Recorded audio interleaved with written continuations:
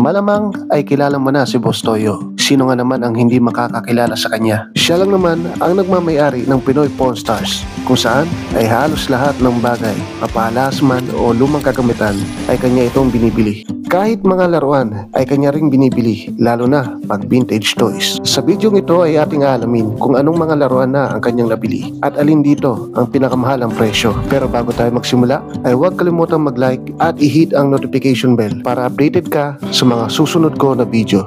Old Tamiya Toy Truck. Kung meron kang napaglumang laruan na kagaya nito at nasa magandang kondisyon pa naman, pwes, itabi mo lang, baka maibenta mo yan sa malaking halaga. Kagaya ng lalaking ito na nagdala ng lumang Tamiya truck sa shop ni Boss Toyo. Manghang-mangha si Boss Toyo sa laruang ito na kahit may kalumaan na at may mga nawawalang parte o pyesa nito, ay kanya pa rin itong binili sa halagang 8,000 pesos. Papay, the Sailor Man.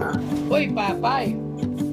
Kung batang 90s ka, syempre naabutan mo si Papay the Sailor Man. Kagaya ni Kuya na galing pa ng Laguna, ay dinayo niya si Boss Toyo para ipagbili ang laruang minana niya mula pa sa kanyang tatay. Ang iconic na laruang ito, bagamat luma na, ay nasa magandang kondisyon pa rin. At masasabi na isa talagang collectible toy. At nabili ito ni Boss Toyo sa halagang 10,000 pesos. Maganda. Power Ranger Megazord. Sa episode 250 ng Pinoy Pawn Star ay tinampok ang kilalang sockmate celebrity na si Vanessa Arabal. Dala-dala ang laruang robot na Power Ranger Megazord. Ang laruang ito ay regalo pa ng kanyang ama na si Jeric Rabal. At ang iconic na laruang ito ay binebenta niya sa halagang 20,000 pesos. Bagamat nabili lang ito ni Boss Toyo ng 10,000 pesos. Voltes 5 GT10. Sa episode 380 ng Pinoy Pawn Star ay si Asi Acosta naman ang nagbenta ng laruang Voltes 5 GT10 kay Boss Toyo. Ayon sa toy expert na sumuri sa laruan ay nagkakalaga ito ng 15 to 20,000 pesos. Pero nagkasundo sila ni Boss Toyo na bilhin ito sa halagang 10,000 pesos. 10,000 deal na.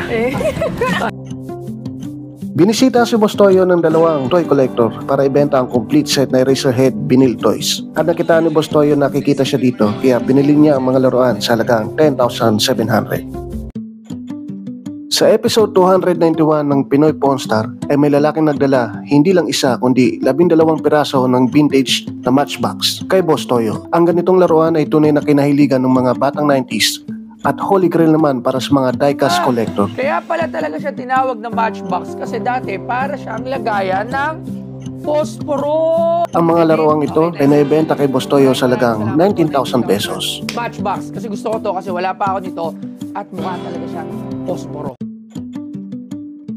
Kasunod na mga ibinenta kay Boss Toyo ay mga lumang Star Wars. Isa rin itong collectible toys at alam niyang may kikitain siya sa mga ito.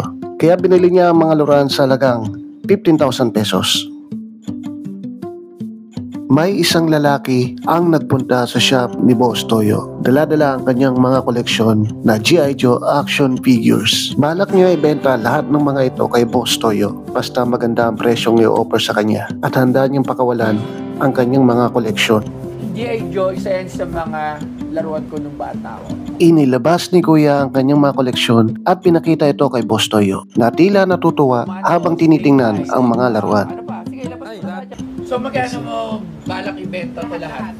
First asking price ko is 70. 70,000 ang asking price ni Kuya. Pagbibigyan ba siya ni Boss Toyo? Titingnan natin magkano na nga ba ang market value ng mga ganitong laruan like mga old toys na syempre hindi natin alam kung tumataas ba o nag-depreciate kasi nga. Tumawag ng toy expert si Boss Toyo upang malaman kung magkano ang value ng mga laruan na ito. Ano kaya ang masasabi ni expert dito? Actually, boss, pinatent kasi ang G.I. Joe sa 4 na kategory ng Ng American military. Oh, like Air Force, Air Force, Army, Navy, tsaka Marines. Marine. Ayan.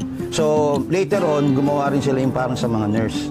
Magkano ang price value ng isang ganyan? Pag-a-appraise kasi lalo na pag yung mga luma, binabase yan sa mismong appearance eh. Yung card itself, yung rarity, saka yung availability, parang ganun. Oh, so, saka sa karakter. Okay. So, doon nagsisimula yung presyohan. Sa huli ay nagkasundo sila sa halagang 25,000 pesos kapalit ng mga laruan.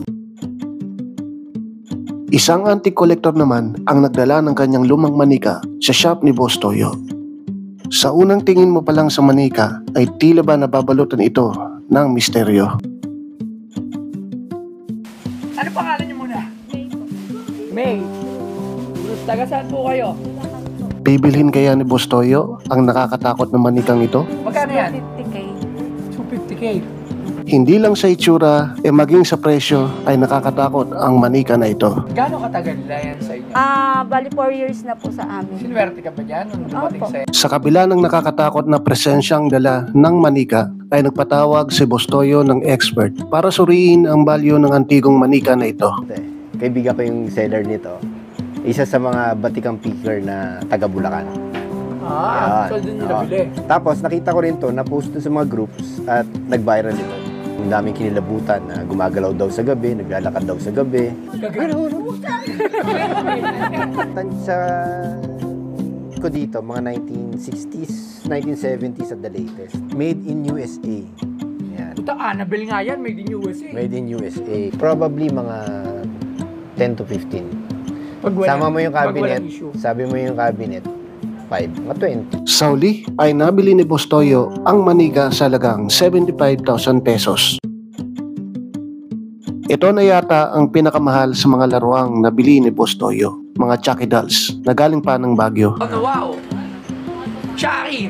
Isang po. set ng Chucky. Bakit mga nakakatakot yung kinokollect mo? Ito ba yung collection mo? Yes sir, simula bata kasi fan kami ng horror Wala nang movies. bata, mahilig ka na sa horror movies. Yes po sir. Wow, kakaiba kasi mostly kids doesn't like mga horror movies. At gaya ng dati ay nag-summoning technique ng expert si Boss Toyo sa katauhan ni Crazy Kyle na kilalang isang picker. Ano kaya ang kanyang masasabi sa mga laruang ito? Nakakita ko ng ganito noon, dalawang klase, no?